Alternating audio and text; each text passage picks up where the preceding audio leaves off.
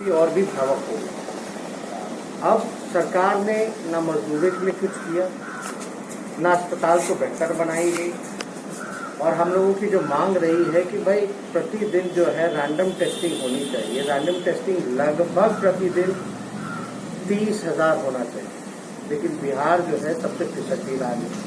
अस्पताल में जो है लाशें पड़ी रहती हैं, लेकिन कोई इलाज करने वाला, डेड बॉडी ले जाने वाला, हटाने वाला तक नहीं। मुख्यमंत्री आवास से लेके उप मुख्यमंत्री कार्यालय तक कोरोना पहुंच गया।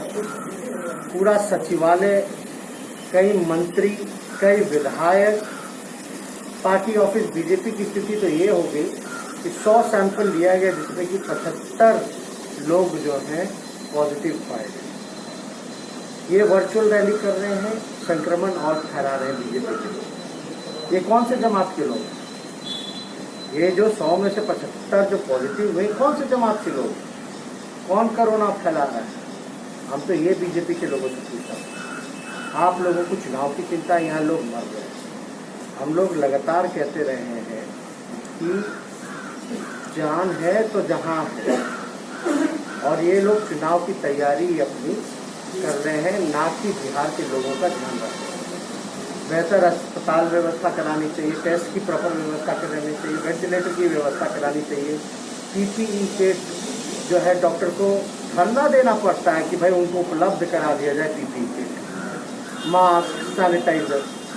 और बिहार जो है सबसे आखिरी पायदान पर है। एकमात्र कोविड के लिए अस्पताल है डेडिकेटेड, एमएमसीएच, थोड़े से बारिश में जो है डूब जाता है। तो हम लोग तो यही कहते रहे हैं, ये भाजपा के लोग या नीतीश कुमार, इनके वजह से तो कंट्रोल करना चाहिए इतने महीनों में, तो अब बेकाबू हो गया। आखिर इसका जिम्मेवार कौन? और आप कहते हो कि चुनाव होना चाहिए, एक चरण में चुनाव होना चाहिए, तो आप समझ सकते करोड़ों की आबादी है, एक चरण में अगर चुनाव होगा तो करोड़ों लोग सड़क पे रहेंगे, उससे तो और संक्रमण फैलेगा। मतलब आप क्या चाहते हो, बूथ के बाद लोग जो है शमशान जाए?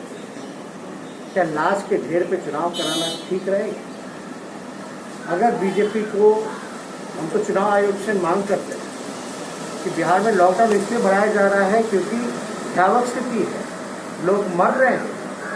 अगर आपको कोरोना खतरा नहीं लगता तो आप परंपरागत तरीके से चुनाव करेंगे। आप कहते हो कि 65 साल की उम्र के लोग जो हैं वो घर से वोट देंगे।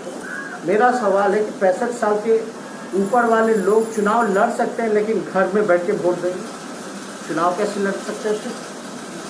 प्रचार करने जा सकते हैं, लेकिन 65 साल की उम्र वाला लगभग 35% जिनकी आबादी है। तो हमारा ये मांग है कि कोरोना के आड़ में बेईमानी ना हो। हम चाहते हैं कि फेयर इलेक्शन हो, परंपरागत तरीके से हो। अगर कोरोना खतरा नहीं है तो, अगर कोरोना खतरा है, लोग मर रहे हैं, लोग पॉजिटिव पाए जा रहे हैं, संक्रमण बढ़ रहा है, तब जो है थोड़े दिनों के लिए आप टाल सकते हैं चुनाव, क्योंकि जान है तब जहां। तो इसलिए हम लोग जो है लगातार इस सरकार से कहते रहे हैं कि भाई ये संक्रमण तेजी से फैल रहा है। और ये बीजेपी के लोग जो है वर्चुअल रैली कर रहे हैं, राजनीतिक कार्यक्रम कर रहे हैं।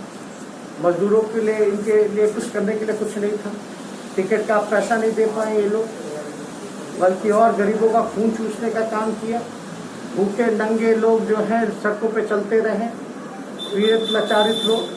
तो सरकार ने कोई ध्यान तो दिया नहीं। लेकिन ये लोग तो कोरोना जो फैला रहे हैं, ये बीजेपी के लोग बताएं कौन से जमात के